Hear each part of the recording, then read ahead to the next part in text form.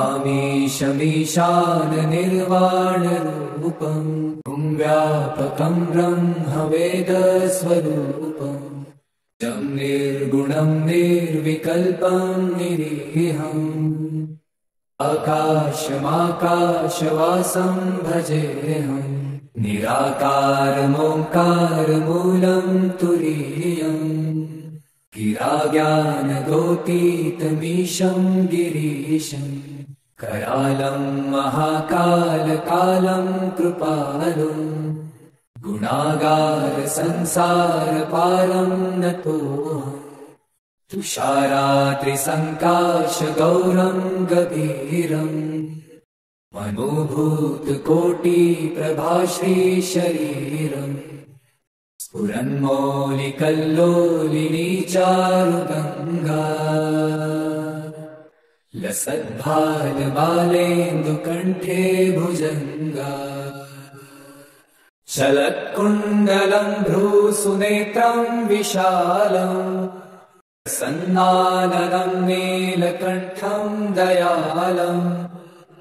मृगाधीशचर्माम्बरं मुण्डमालम् प्रियं शङ्करं सर्वनाथं भजामि प्रचण्डं प्रकृष्टं प्रगल्भं परेशम् अखण्डम् अजं भानुकोटिप्रकाशम् त्रयशूलनिर्मूलनं शूलपाणिम्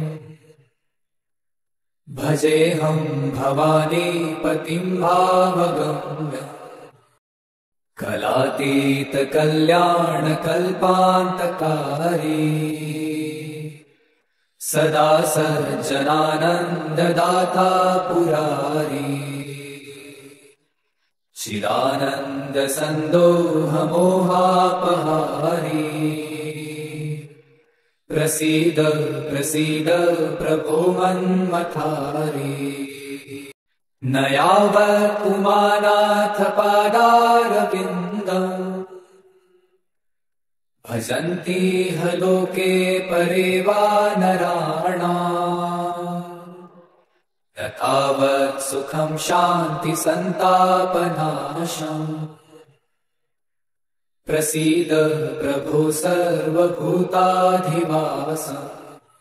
न जानामि योगं जपं नैव पूजाम् न तोऽहं सदा सर्वदा शम्भुतुभ्यम् जराजन्मदुःखौ गतातप्यमानम् प्रभो पाहि आपन्नमामीश शम्भो